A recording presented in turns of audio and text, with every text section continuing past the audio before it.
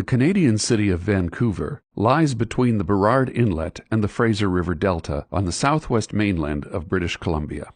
It has a fine natural harbor facing the sea and mountains.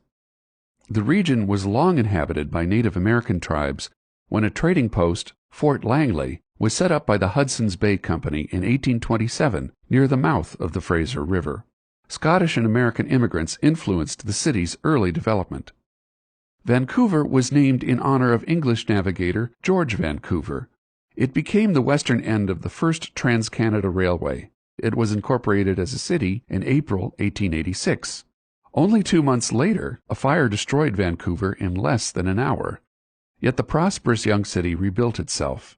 By the 1930s, Vancouver was Canada's major Pacific Coast port and its third most populous metropolitan area. The city is an historic destination for immigrants from other parts of Canada and overseas. Anti-Asian riots were well known in the city's early years, but by the early 21st century, more than a third of the people of Richmond, a southern Vancouver suburb, were Chinese, and more than 1/2 of the people there were born outside Canada. Vancouver's neighborhoods are British in character, with East Asian overtones. Gastown evokes the 1880s spirit of the city. Chinatown is nearby to the southeast. The business and financial district adjoins the port facilities along Burrard Inlet. Robson Street is Vancouver's modern retail center. A shopping mall below street level connects many stores with city institutions.